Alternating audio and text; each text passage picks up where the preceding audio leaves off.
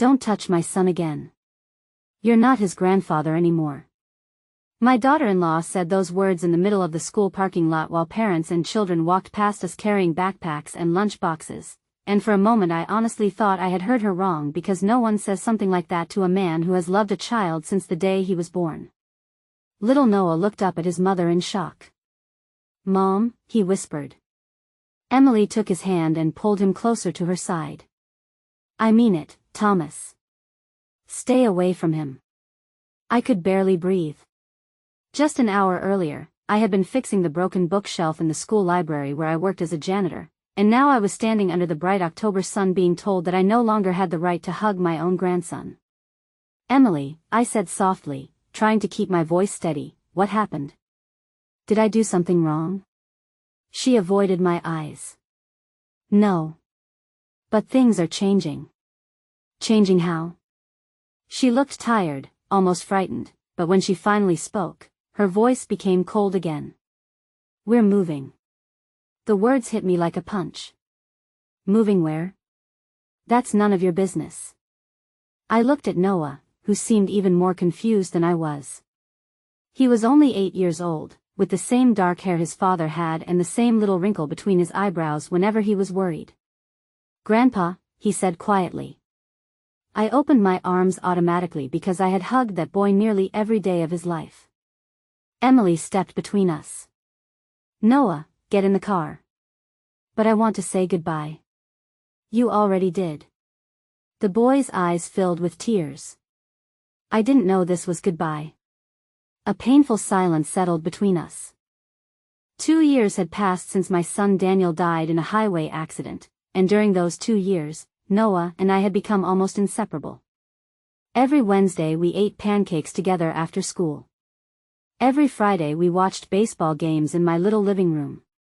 Every birthday, every Christmas, every difficult day after Daniel's death, we had helped each other keep going. And now, without warning, I was being erased. "Please," I said quietly. "At least tell me why." Emily looked away toward the school building. Then she said something that made even less sense. "Because it's time for us to move on." Move on. As though love had an expiration date. As though a grandfather could simply stop loving his grandson because someone decided it was inconvenient.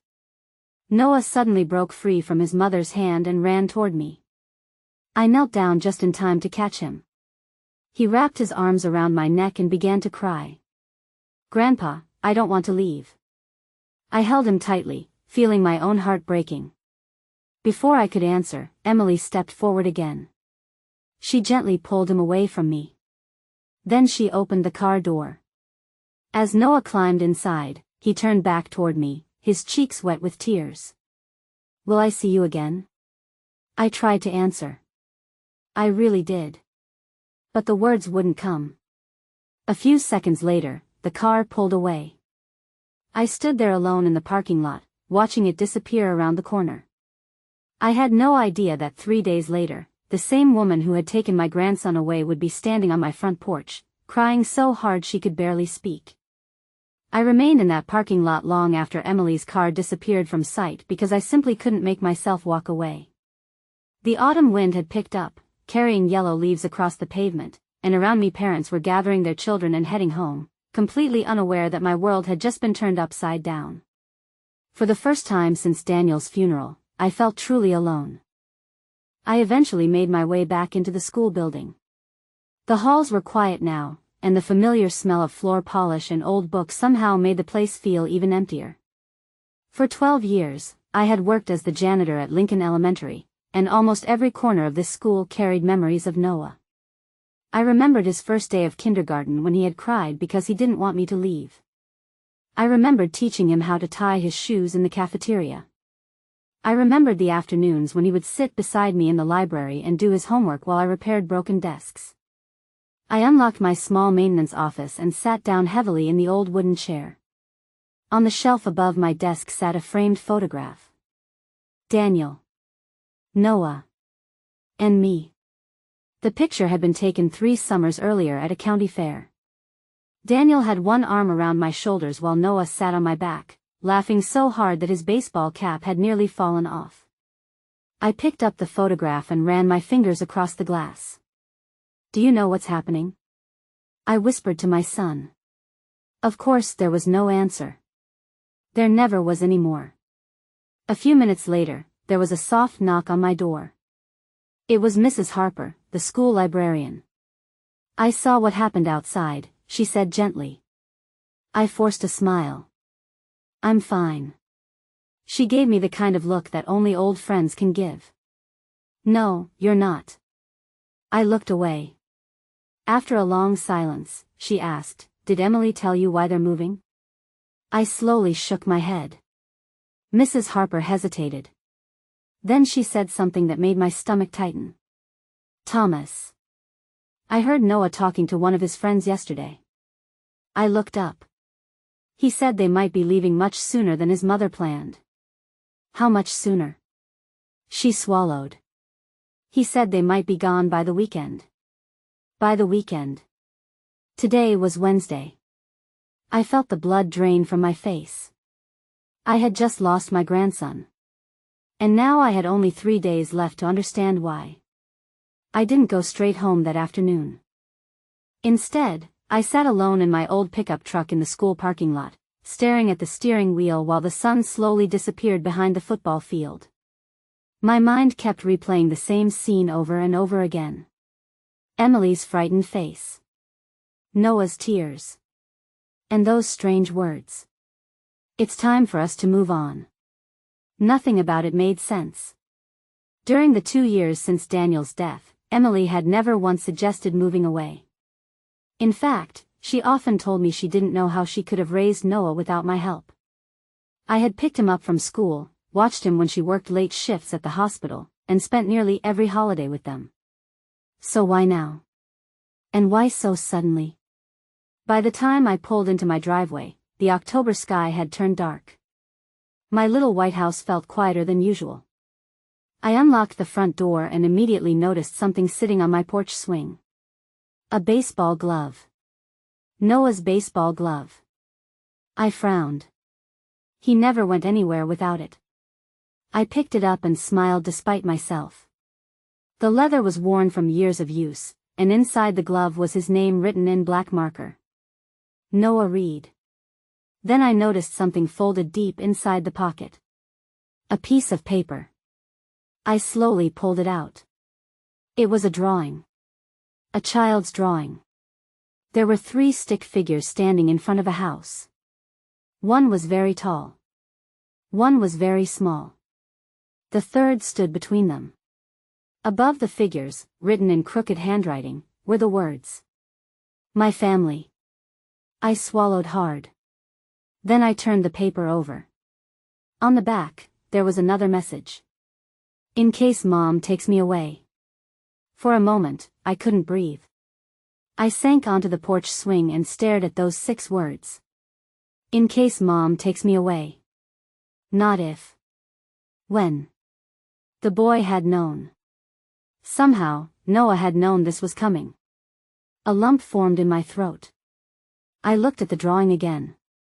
The tallest figure wore a baseball cap. Me. The little figure held a baseball. Noah. And the figure in the middle. Daniel. My son. Even after 2 years, Noah still drew his father into every picture. I gently folded the paper and placed it in my pocket. Just then, my phone rang. The screen showed an unknown number. I almost ignored it. Almost. Instead, I answered. "Hello?" For several seconds, there was only silence. Then I heard a small voice. "Grandpa?" I sat up immediately. "Noah?" The little boy sounded as though he had been crying. "I can't talk long." "Where are you?" "At home." I could hear a door closing somewhere in the background. Then he whispered something that made every hair on my arm stand up.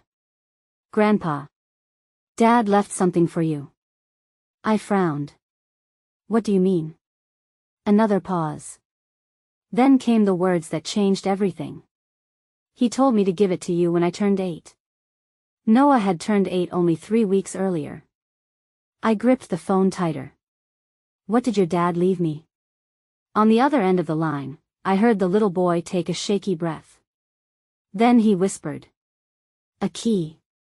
For several seconds, I couldn't say a word. A key? Daniel had left me a key. Grandpa? Noah whispered again. I cleared my throat. What kind of key is it, buddy? I don't know. Where is it? There was a brief silence on the other end. Then he said something that made my heart begin to race. I have it. I sat forward in my chair. You do? Dad gave it to me before he went on his business trip. The business trip. That was how we still thought about it in our family, even though everyone knew it had ended with a police officer knocking on our door at 6 in the morning. I closed my eyes for a moment. What exactly did your father say? Noah's voice became very small. He said if something happened to him, I should wait until I turned 8 and then give the key to Grandpa. A chill ran through me. Daniel had been only 34 years old when he died. He had been healthy, happy, and making plans for the future. Why would he leave instructions like that? Did your mom know about this? I asked. No. Are you sure? Dad said it was our secret. Our secret. The words echoed in my mind. I suddenly remembered something from nearly 3 years earlier. It was Noah's 5th birthday party. Daniel and I had been cleaning up after everyone had gone home when he asked me an odd question. Dad, if something happened to me someday, you'd take care of Noah, right? I had laughed. What kind of question is that? But he hadn't laughed. He had simply looked at his son playing with his new toys and said quietly, I just want to know. At the time, I thought he was being emotional. Now I wasn't so sure. Grandpa? Noah said again. Yes, buddy. I don't think Mom wants me to give you the key. My stomach tightened. Why do you say that? Because she keeps packing boxes and crying. That didn't sound like Emily at all. She had seemed cold in the parking lot. Almost angry. But crying? Something wasn't right.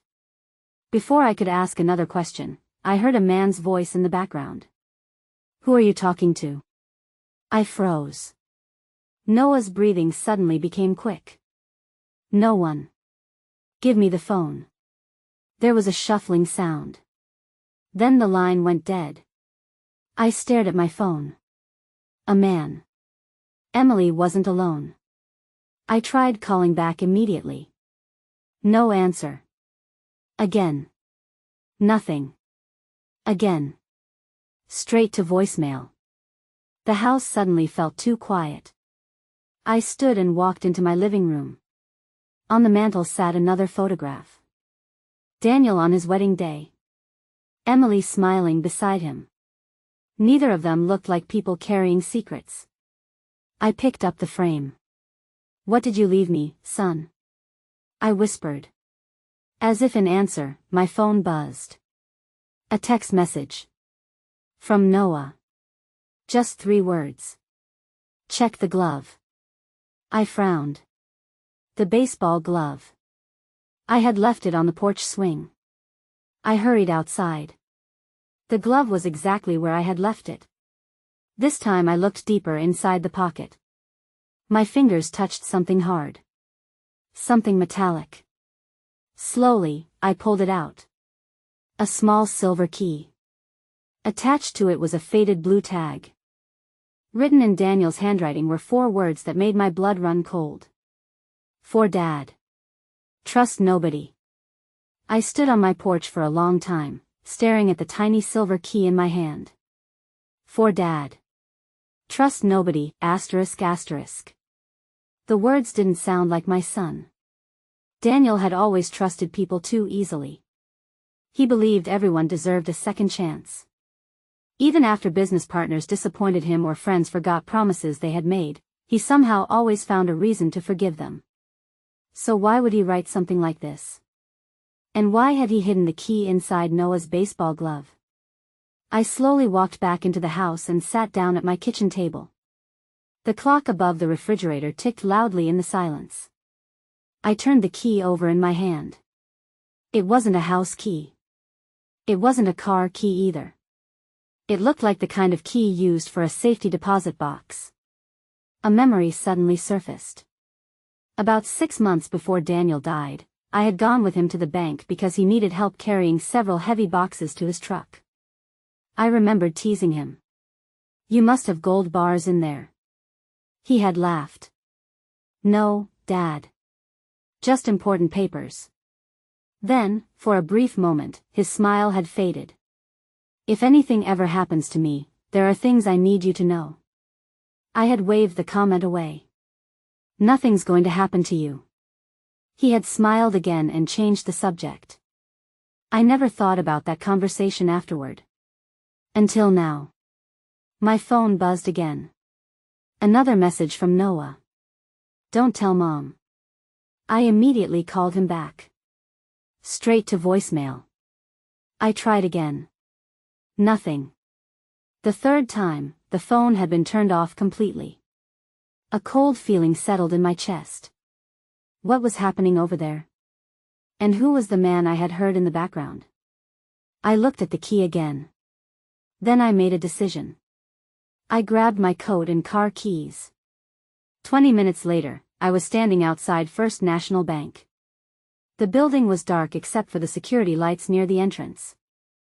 The place was closed, but I knew someone who worked there. My old friend George had been the night security guard for nearly 15 years. As if luck had finally decided to show me a little kindness, I saw him stepping outside with a cup of coffee. "Thomas," he said in surprise.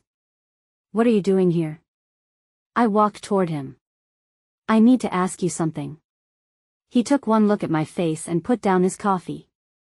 "What's wrong?" I held up the silver key. "Do you recognize this?" George adjusted his glasses. Then his expression changed. "Where did you get that?" "Why?" He looked around before answering. "Because this is a safety deposit key." I swallowed. "I thought so." He nodded slowly. Then he pointed toward the number engraved on the tag. Box 214. I looked down. I hadn't even noticed the number. George looked back at me. "That box has been here for years. Do you know who owns it?" He hesitated. Then he said quietly, "Your son." I felt my knees weaken. George's face grew serious. "Thomas, what exactly is going on?" I looked at the dark bank building behind him. Then at the key in my hand. For the second time that night, I asked the same question. "What did you leave me, Daniel?" And deep in my heart, I was beginning to fear that whatever waited inside that box was the reason my grandson was suddenly being taken away. I barely slept that night.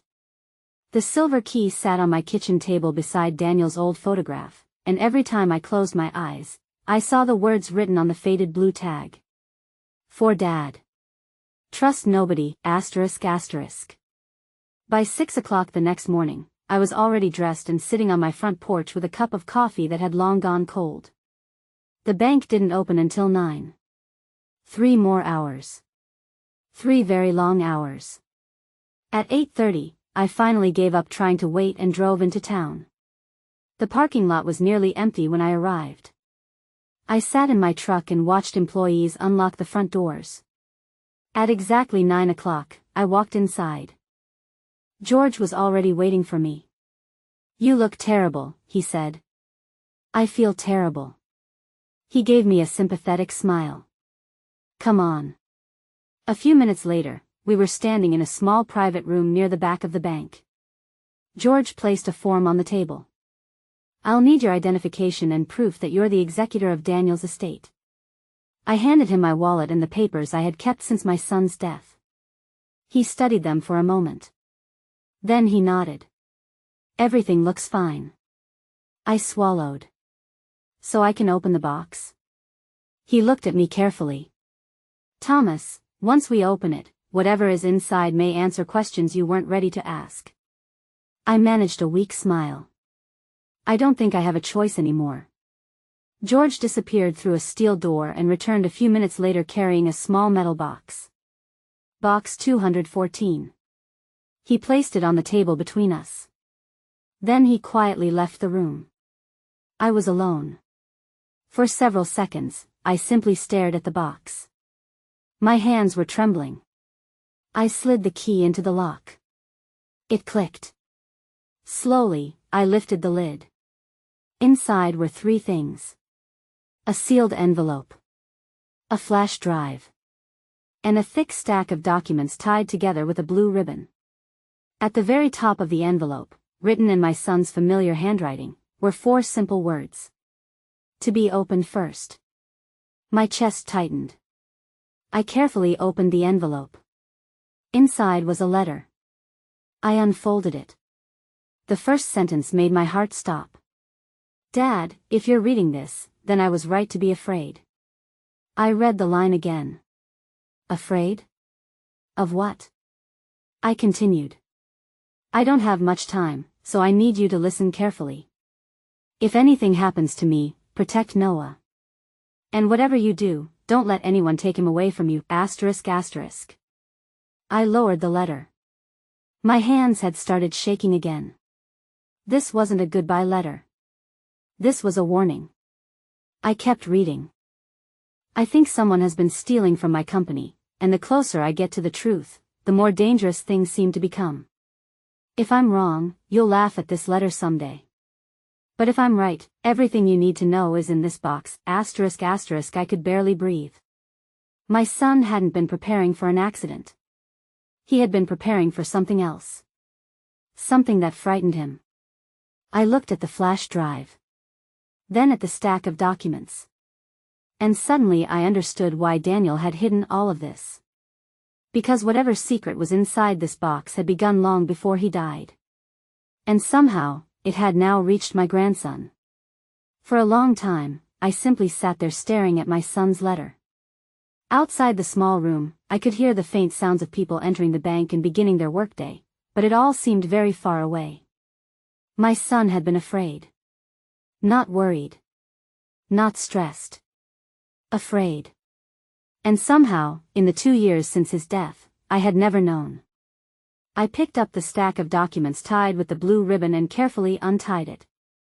The first page was a financial statement from Daniel's construction company. The second was another. And another. I frowned.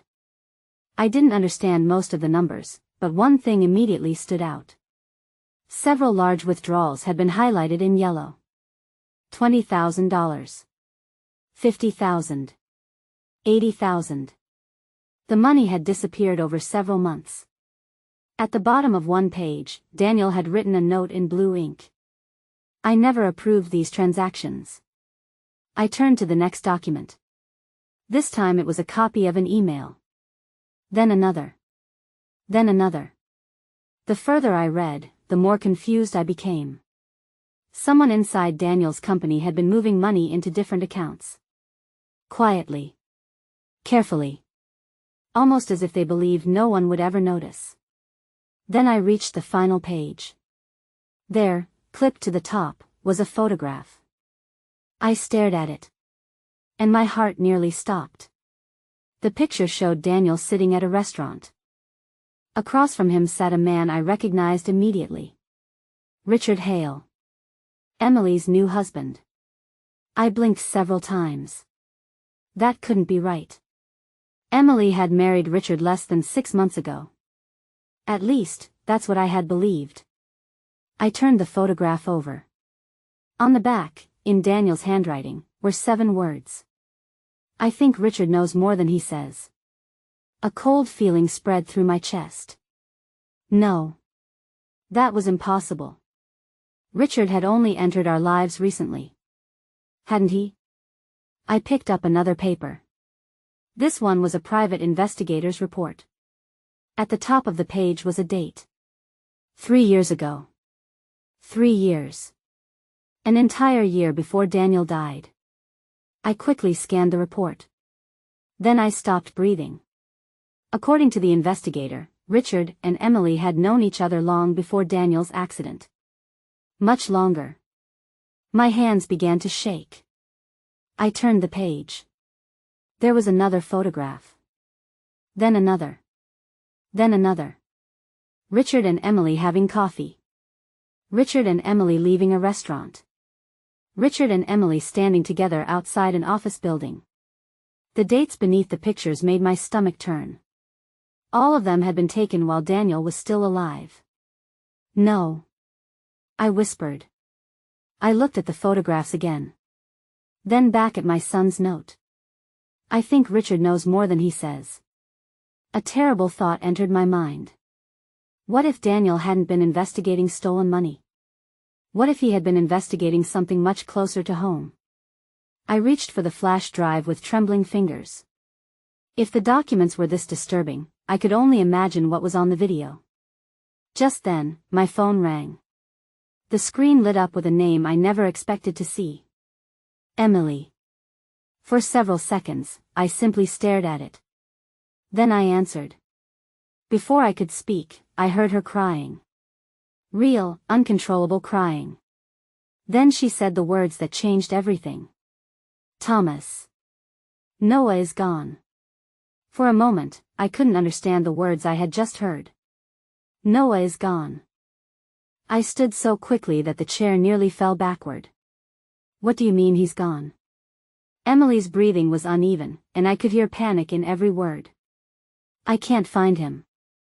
I grabbed the edge of the table. When did you last see him? This morning. Emily. My voice became firmer. When?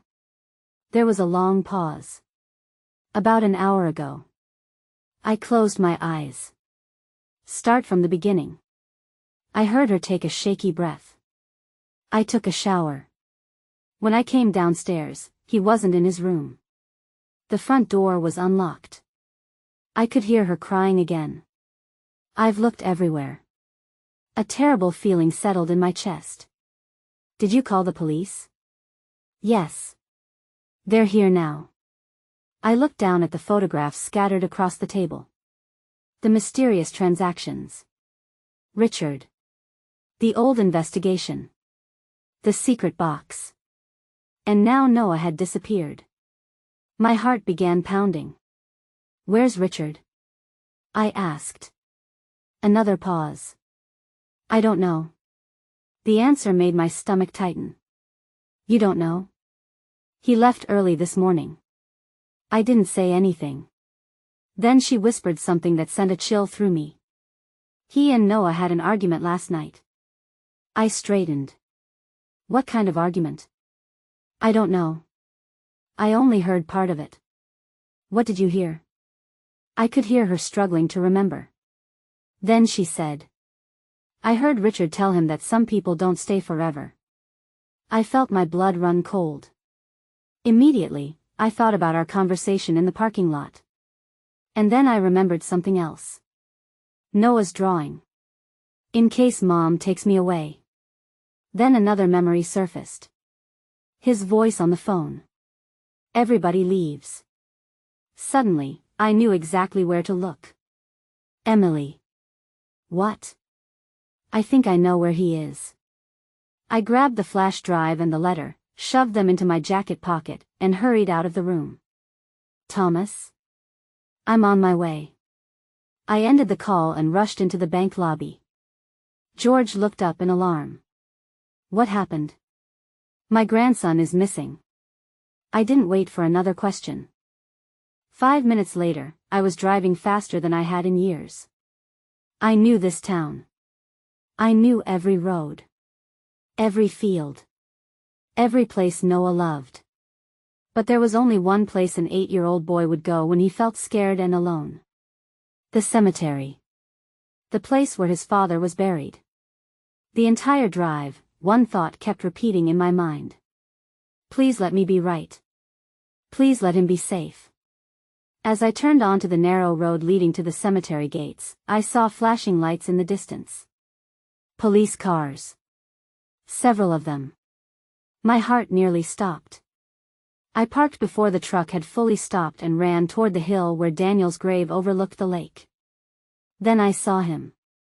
A small figure sitting on the grass. His knees pulled against his chest. His baseball cap beside him. Noah. And for the first time in nearly an hour, I could breathe again. But as I got closer, I realized he wasn't alone. Someone was standing beside him. And when the man turned around, I felt the world drop beneath my feet.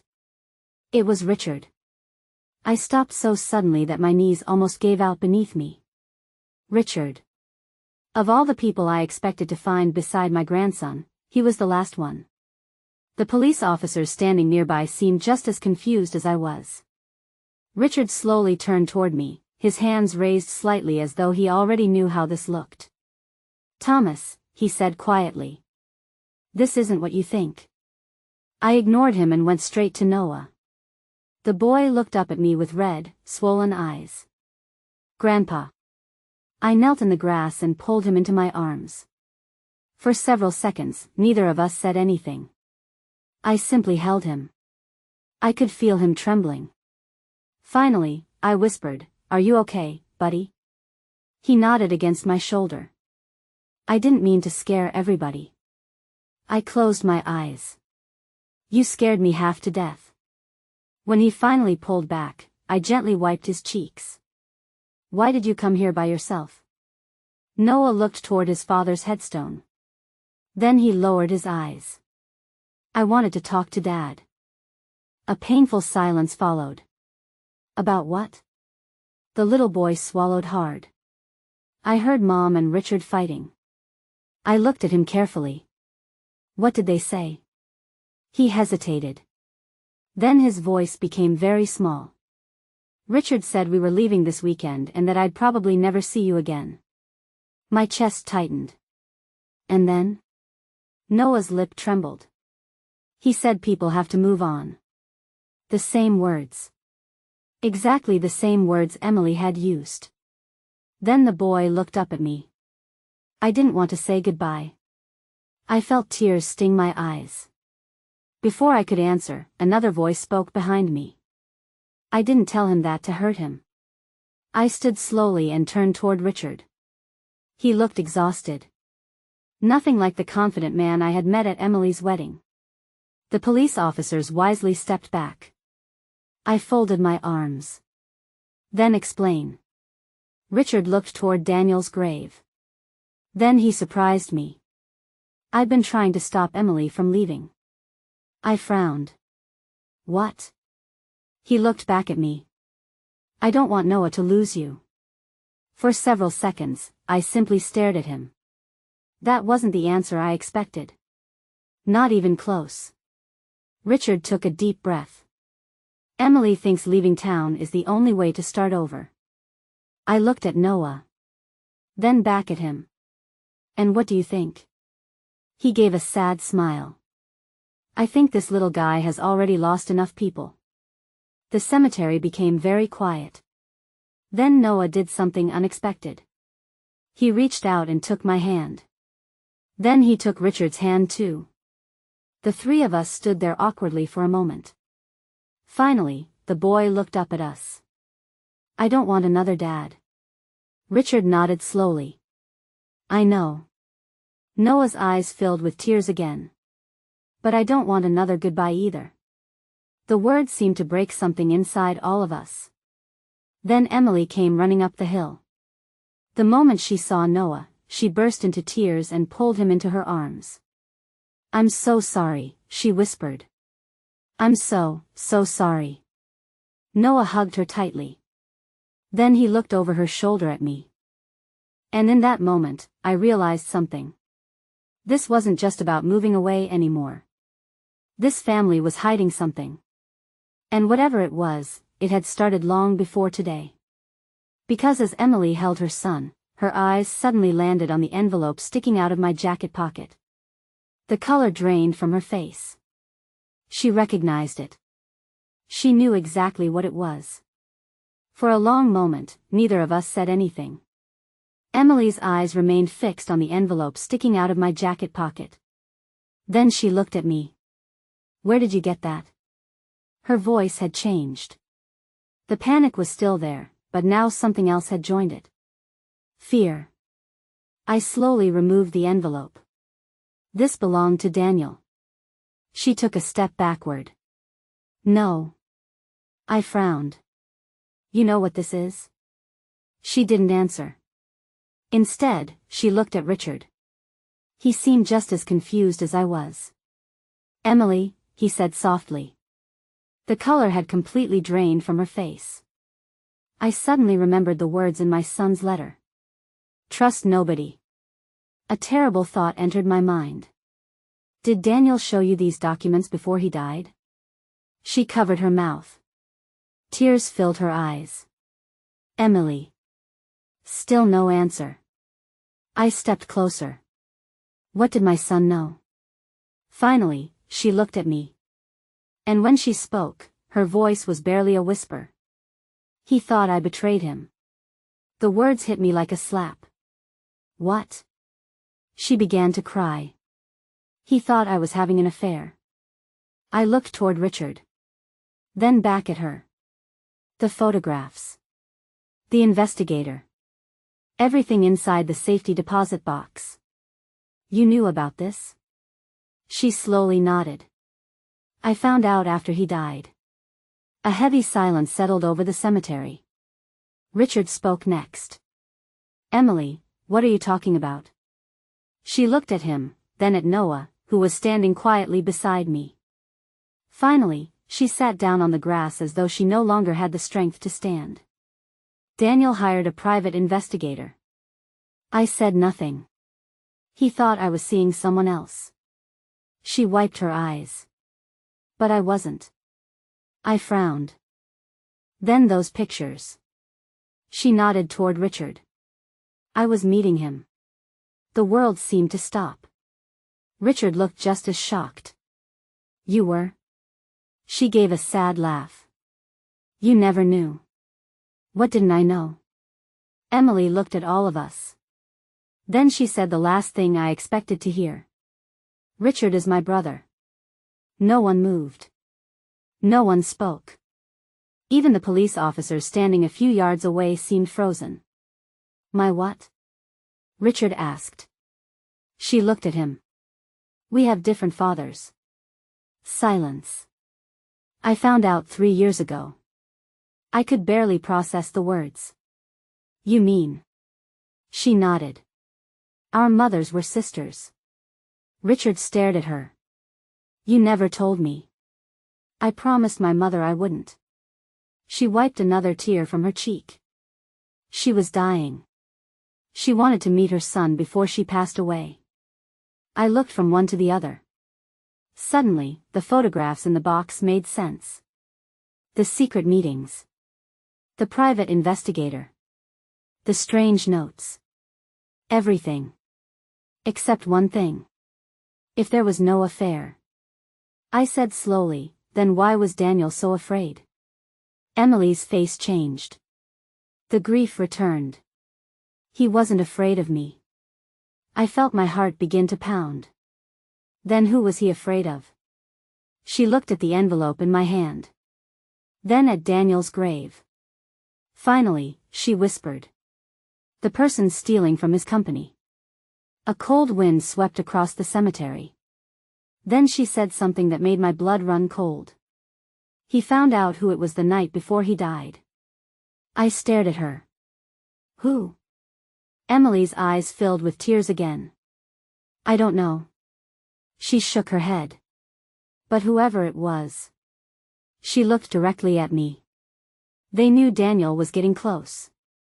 And suddenly, my son's accident didn't feel like an accident anymore. Nobody spoke for a long time. The wind moved gently through the trees of the cemetery, and somewhere in the distance I could hear church bells ringing the noon hour. I looked down at Daniel's grave. For 2 years, I had believed my son died in a tragic accident. I had mourned him. Missed him. Talked to his photograph when the house became too quiet. And now, standing beside his headstone, I was hearing something I had never allowed myself to imagine. Maybe it wasn't an accident. I turned back to Emily. What do you mean he found out who was stealing from him? She wiped her eyes. About a week before he died, he started acting differently. How? He stopped sleeping. She took a shaky breath. He kept checking his phone. Locking his office door. Making copies of documents. I thought about the papers inside the safety deposit box. The highlighted transactions. The notes. The fear in my son's letter. Emily continued. The night before he died, he came home very late. Her voice trembled. He said he finally knew where the money had gone. I felt my heart pounding. Did he tell you who took it? She slowly shook her head. No. Why not? A tear rolled down her cheek. Because Noah walked into the kitchen. She looked at her son. Daniel smiled and changed the subject. I swallowed hard. That sounded exactly like him. He never wanted his son to worry. He said we'd talk about it the next morning. Silence. But there was never another morning. Noah lowered his eyes. I put my hand gently on his shoulder. Then Richard spoke. What happened to the company after Daniel died? Emily looked up. It was sold. Sold to who? She frowned. I don't remember. A strange feeling settled in my chest. You don't remember? There were lawyers. Accountants. Insurance people. Everything happened so quickly. I thought about that. Too quickly. Then another memory surfaced. A man in a gray suit standing at Daniel's funeral. I had never seen him before. He introduced himself as one of Daniel's business partners. I couldn't even remember his name. At the time, I had been too heartbroken to ask questions. Now I wished I had. Suddenly, my phone buzzed. The sound made all of us jump. I pulled it from my pocket. Unknown number. For a moment, I considered ignoring it. Then I answered. Hello? A man's voice came through the speaker. Low. Calm. Mr. Reed. I frowned. Who's this? You've opened the box. Every muscle in my body tightened. I looked at Emily. Then at Richard. Neither of them had spoken. Who is this? I asked again. The man ignored the question. You should have left the past alone. A cold chill ran through me. How do you know about the box? Silence. Then. Your son made a mistake. I could barely breathe. What mistake? The answer came softly. He trusted the wrong person. Then the line went dead. I stared at the phone. No signal. No name. Nothing. Emily looked terrified. Who was that? I slowly lowered the phone. For the first time in my life, I felt genuinely afraid. Because whoever had called me knew about the safety deposit box. And if they knew about the box, then they had probably known about it the day my son died too. I didn't sleep that night. After we left the cemetery, I drove Emily and Noah home and then returned to my little house with the safety deposit box sitting on the kitchen table beside me. The anonymous phone call kept replaying in my mind. Your son made a mistake. He trusted the wrong person, asterisk asterisk. Whoever had called me knew things they should not have known. They knew about the box. They knew about Daniel. And somehow, after 2 years, they still cared enough to be afraid. Just after sunrise, there was a knock at my door. I opened it and found Emily standing there. She looked exhausted. I remembered something, she said. I stepped aside. A few minutes later, we were sitting at the kitchen table. She reached into her purse and placed a business card in front of me. I stared at it. Michael Grayson. Financial consultant, asterisk asterisk. The name hit me immediately. The man in the gray suit at Daniel's funeral. I found this in an old drawer last night, Emily said softly. Daniel had his number written on the back. I turned the card over. There, in my son's handwriting, were 5 words. If anything happens, call him. I looked up. You've never seen this before? She shook her head. I forgot it even existed. I picked up the phone. An hour later, an elderly man with silver hair was sitting in my living room. Michael Grayson looked at Daniel's photograph and closed his eyes. I've been waiting for this day, he said quietly. What do you mean? He folded his hands. Daniel came to me 6 days before he died. Every muscle in my body tightened. He discovered that his business partner had been stealing from the company for years. I swallowed. Who was it? Michael looked directly at me. His chief financial officer. I frowned. The man at the funeral? He nodded. After Daniel died, that man sold the company before anyone could ask questions. The room became silent. Why didn't you go to the police? Emily asked. Michael's expression softened. Because I had no proof. He reached into his briefcase and pulled out a folder. But Daniel did. Inside were copies of bank transfers, emails, and signed documents. Enough evidence to expose everything. I stared at the papers. He put all of this in the box? Michael nodded. He trusted me to help if the time ever came. For the first time in days, I felt something other than grief. I felt peace. My son hadn't imagined things. He hadn't been paranoid. He had been trying to protect his family. 3 months later, the former executive was arrested for fraud and embezzlement. The town talked about little else for weeks. But strangely, none of that became the most important part of the story. Spring arrived. Noah was still here. Emily decided not to move away. And every Friday evening, just as we had done before, my grandson and I sat together watching baseball. One afternoon, he came running through my front door carrying a piece of paper. Grandpa. Look. It was a school assignment. At the top, his teacher had written. Draw your family. I smiled. So what did you draw? He handed me the picture. There was Emily. There was Noah. There was me. And above us, drawn in blue crayon, was Daniel, smiling from the clouds. I felt my eyes sting. Then I noticed something else. The house in the drawing had 4 windows. I laughed softly. We only have 3 windows. Noah grinned. I added one for Dad. I pulled him into a hug. A few moments later, Emily stepped onto the porch. She looked at the drawing and smiled. Then Noah took my hand and looked up at me. Grandpa? Yes, buddy. Nobody's leaving anymore, right? I looked at my grandson.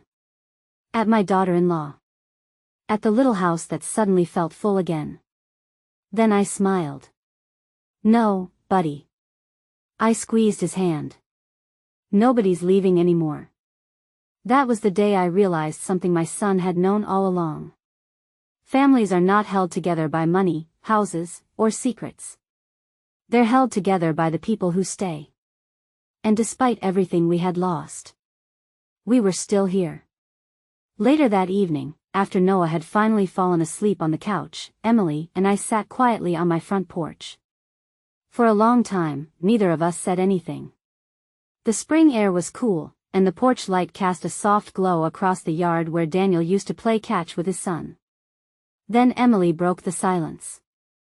I'm sorry. I looked at her. She stared down at her hands. I tried to take Noah away from you. Her voice trembled. I thought leaving this town would make everything hurt less. I didn't say anything. A few moments later, she whispered the truth. I wasn't protecting Noah. She looked up at me, tears in her eyes.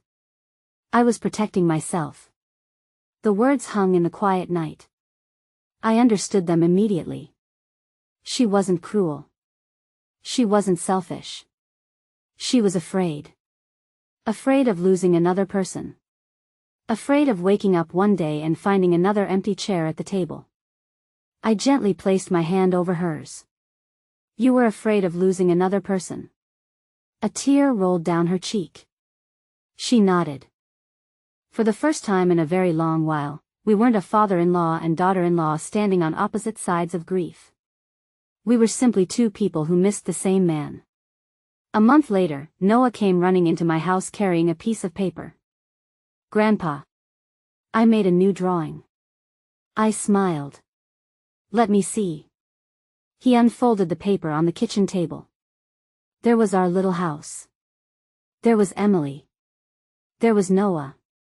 There was me. And above us, smiling from the clouds, was Daniel. At the bottom of the page, written in careful 8-year-old handwriting, were 4 simple words. My family stayed. I felt my throat tighten. The first drawing had said, in case a MOM takes me away. This one was different. This one wasn't about fear. It was about peace. I pulled Noah into my arms. A moment later, Emily sat down beside us.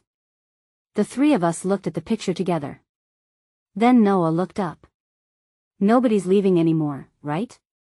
Emily smiled through her tears. I squeezed my grandson's hand.